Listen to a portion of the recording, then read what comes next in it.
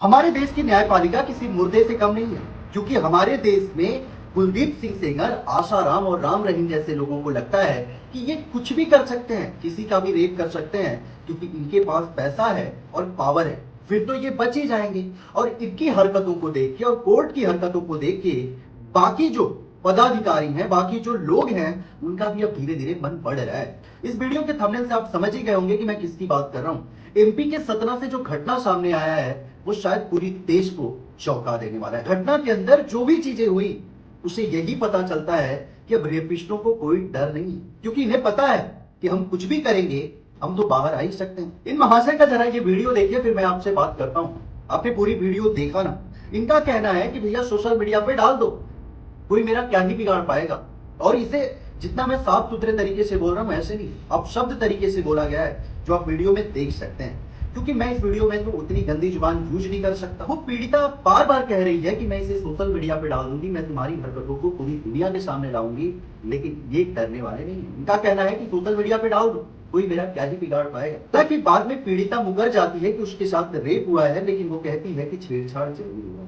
और फिर इस देश की जनता को तो देखिए, सोशल मीडिया पे उसे गालियों से भर देते हैं, क्योंकि इनका मानना है कि पहले तुमने कहा कि तुम्हारे साथ रेप हुआ है और अब कह रहे हो कि छेड़छाड़ हुआ है।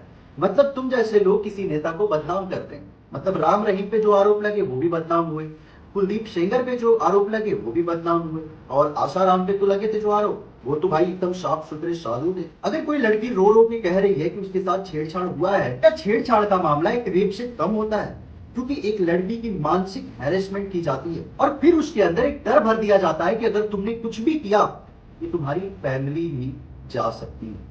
फैमिली मतलब फैमिली को बचाने के लिए कौन अपनी चीजों को बर्दाश्त नहीं कर ले, कौन अपने ऊपर दुखों का पहाड़ नहीं झेल सकता है अपनी फैमिली को बचाने के लिए। और एक लड़की जो अपने परिवार के लिए इतना सोचती है, क्या वो अपने ऊपर बीती चीजों को दुनिया के सामने ला सकती है ऐसे धमकी मिलने के बाद?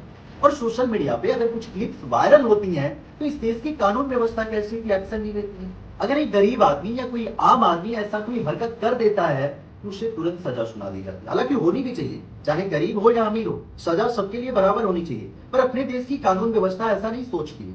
उसे लगता है कि जो गरीब है उसे सजा होनी चाहिए और जो अमीर है उसे सजा नहीं होनी चाहिए, क्योंकि अमीर अगर इस देश में रहेगा तो देश की जीडीपी को बढ़ाएगा।